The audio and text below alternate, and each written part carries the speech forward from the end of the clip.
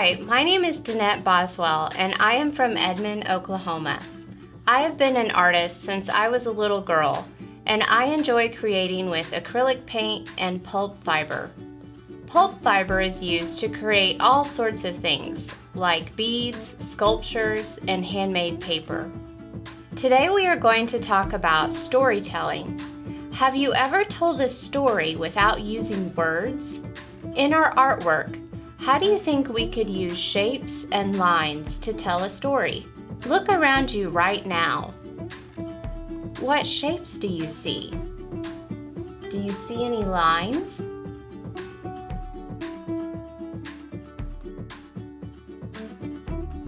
In my artwork titled A Different Path, I use shapes and lines to tell a story. A path is a course or direction a person or thing is moving. Sometimes paths are straight, like sidewalks and roads, but other times paths can wind in circles, like around a mountain, or can be unpredictable, like in a maze. In my artwork, I wanted to show how the path I am taking in my life is different than those around me. Where some of my friends and family may like the structure of straight lines and predictable squares and rectangles, I prefer to go in winding directions, sometimes even circles. My path in life has been different and unique to me, so I chose to use shapes and lines in my artwork to express how even though we all may take different paths in life through our ideas and choices, the important thing is that we are all moving forward. Let's think more about shapes and lines. Look at these shapes.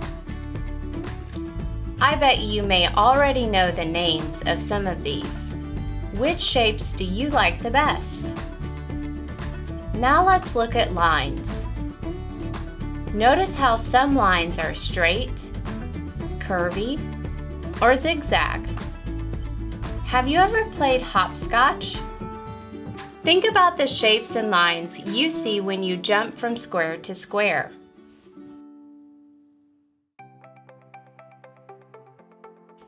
As I said earlier, I like to create using pulp and acrylic paint. Pulp fiber is a fun and messy material to use to design art. I'm going to show you the process of how I use pulp to create artwork. This is a pulp painting I did recently of a canyon landscape. To start, I draw my design on a piece of foam. Then I dye pulp into the colors I want to use for my artwork. To get the colors just right, sometimes I must experiment with food colorings or fabric dye. When I'm pleased with the colors, I cut my design into pieces and begin placing the pulp into color sections. I place the pulp on something called a silk screen to let the water drain out as it dries. When I get all the colors into their sections, I carefully press the pulp together and release the water out of both sides. I must work very slowly so that the pulp sticks together and doesn't rip. Last, I let the pulp dry for several days and then mount it to wood or frame it. In my 24 works on paper piece, called A Different Path, you can see how it started as a design on foam, then transformed as I laid the pulp on the silk screen and pieced the different colors together.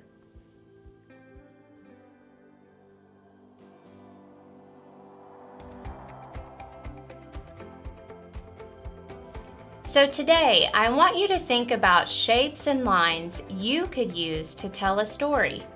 What do you want your artwork to represent or show? Maybe it could tell something about you, like something you love to do or like to eat. Have you ever been on a trip where you saw something you loved, like the ocean, a city, or a pretty sunset? What are your favorite shapes? Maybe you like sports and could use spheres or circles to represent basketball, soccer, or softball. Maybe you love art, dance, or technology. Think about the story you'd like to tell about yourself as we gather our supplies.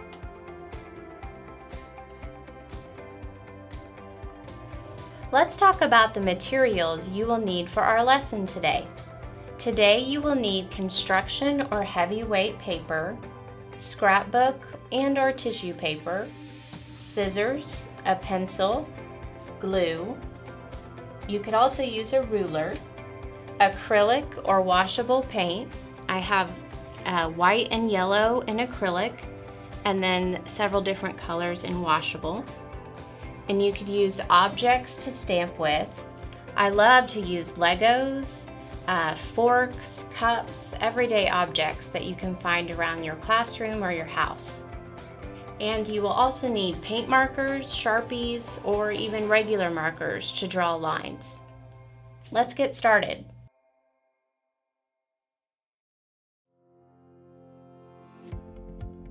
The first step, you'll draw, paint, or cut out some shapes and glue them to a piece of construction or heavyweight paper. Remember to think of the story you want to tell. Maybe you'd like to tell a story about yourself, a place you've been before, or what you'd like to do when you grow up. Earlier, I demonstrated how I created a canyon landscape. In my artwork today, I'm going to create a cityscape. One of the places I've been on vacation before is Chicago, and I love to see the buildings. And the buildings are great examples of rectangles, squares, even cylinders. So we're going to use a ruler, and I'm going to draw some straight lines to create rectangles. Now, your shapes can be all sorts of colors and textures. You can use tissue paper, scrapbook paper.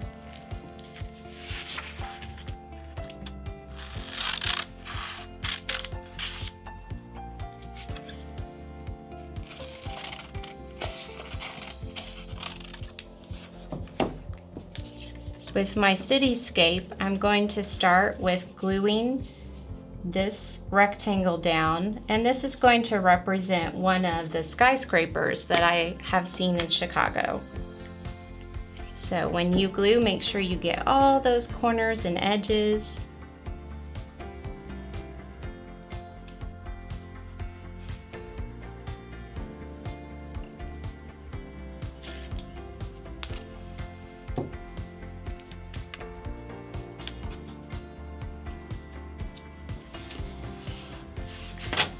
And I've got that glued down. Another thing I remember about my trip there was not everything was squares and rectangles. I also saw some buildings with almost a circular top. So I'm going to use our cup here, and I'm going to trace a circle. You can also use a paintbrush to paint a circle, or you can just draw these shapes with your regular markers. So after I have my circle traced, I'm going to cut this out.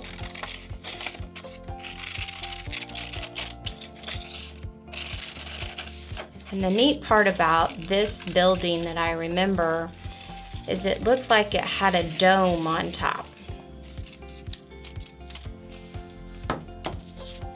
So I'm going to place this, about right there on top of my rectangle to show that this building had a dome. So you see, we've already used two different shapes in our cityscape. We've used a rectangle and a circle. So now I'll go ahead and glue my circle down.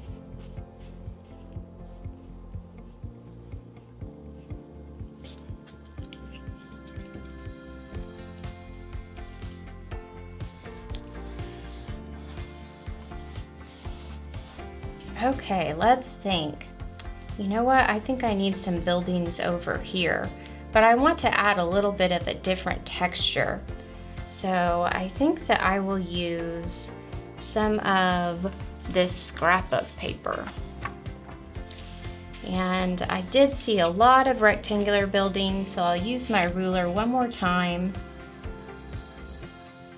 to draw some lines and create another rectangle.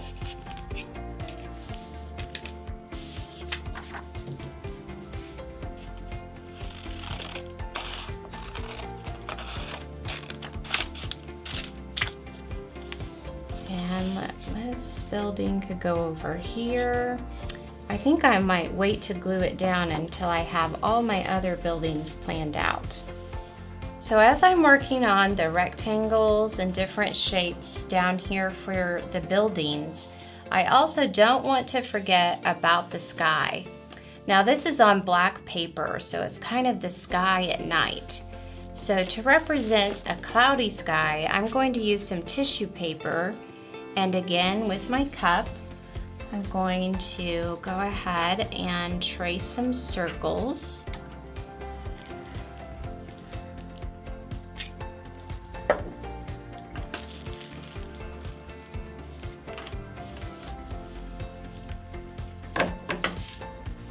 And I'll cut these out and layer them in the sky to represent clouds.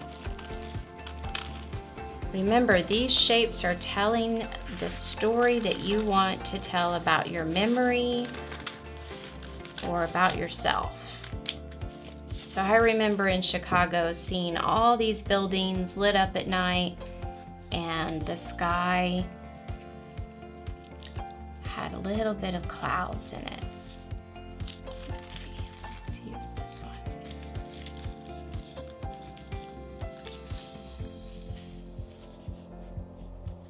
To add a little more interest, I think I'll also use our scrapbook paper again and do a cloud that's just a little different. It's fun to add some contrast in there.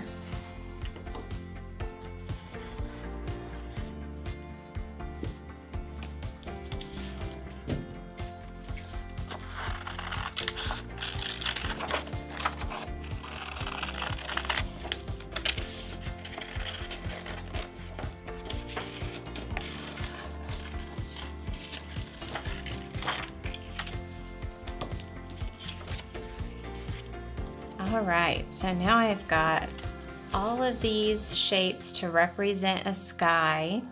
Have a building over here. I love to use different colors, so I think I'll do another rectangular building. And this is kind of a collage design, so you can layer your pieces of paper and make it in a collage form.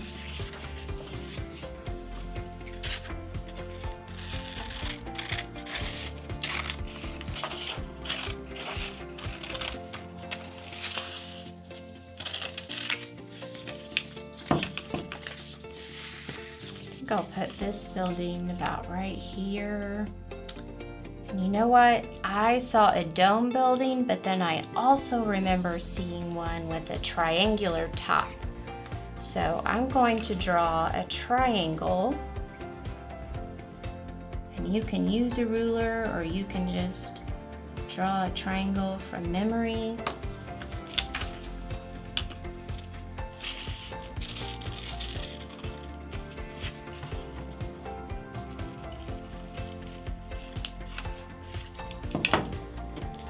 I'll make sure to glue this and add this to the top of this building. So look at all the shapes we have so far. So we'll add some more shapes here to complete our cityscape. After you have drawn or glued down the shapes, you can now paint, draw, or stamp lines to add visual interest or connect your shapes. Sometimes lines can serve to enhance or draw attention to a certain part of your artwork. What do you think is the most important shape or section of your art? Could you use a line to highlight that important part of your artwork? So you can see I have glued down all of my shapes, and I've started by drawing a couple of rectangles on my buildings. So now I'm going to add more lines on top of my shapes to give that visual interest. So I'm going to start first by using our cup again, and I'm going to dip it in some white paint to get the rim of the cup covered with the white paint. So sometimes I just like to twirl this around in a circle and make sure all of it is covered in white.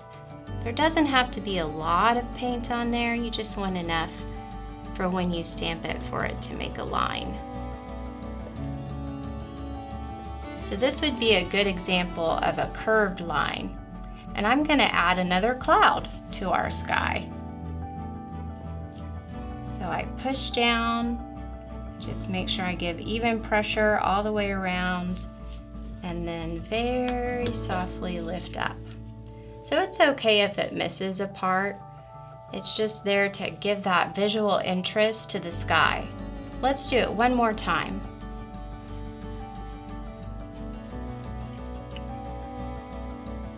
So the different textures of the tissue paper, the scrapbook paper, and now the paint gives this collage cityscape a lot more personality. Again, we want to make sure to push down on all the sides and then lightly pull up. So I love how those clouds now look a little more interesting. So we'll set that to the side. Let's see, this dome building that I was talking about earlier. I wonder if we could use a dotted line to add some visual interest. So again, here we have a curved line. We have some straight lines that are forming those rectangular windows in this building. But for this one, I'm going to just do little circles all the way around the building for a dotted line. This makes this building stand out in a unique way. Don't worry about spacing the dots perfectly. Remember, art isn't perfect.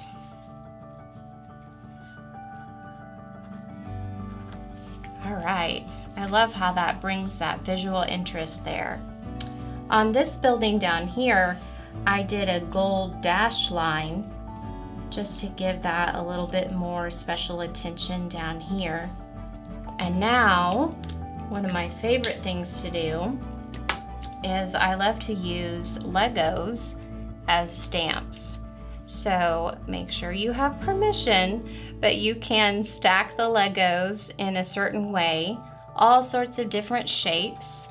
You can use the dotted side, the straight side, the bottom, and they all make different kinds of lines.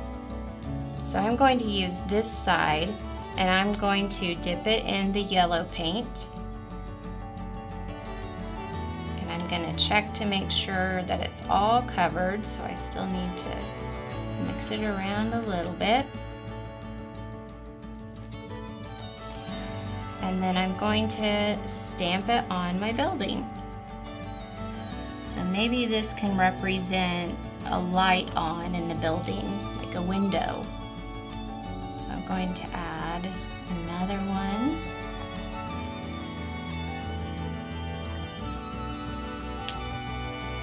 And then one more down here.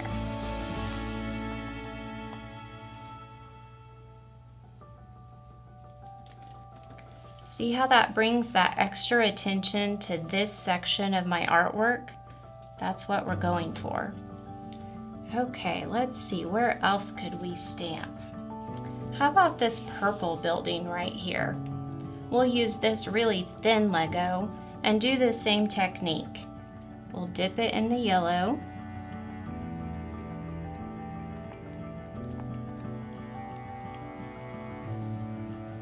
And then I'll just go down the building. And I love how using yellow on this side and yellow on that side brings that balance to the artwork. Okay, I like that. So you can see how using lines can enhance your artwork. We use some straight lines, some curved lines, dashed lines, and dotted lines to just bring out some more of the visual interest in our piece. After your artwork has had time to dry, tell someone else about your art. Describe and name the shapes you included. What colors are in your artwork? Point out the lines you added. What story does your artwork tell about you? I love making art with you today and telling stories using shapes and lines. I encourage you to grow as an artist. As you go throughout your day today, take time to notice the shapes and lines all around you, in your classroom, in your home, and even outside in nature. Think about how all those shapes and lines add to the story you're living in right now. Thank you for joining me today. Keep expressing yourself through your artwork and telling your unique stories.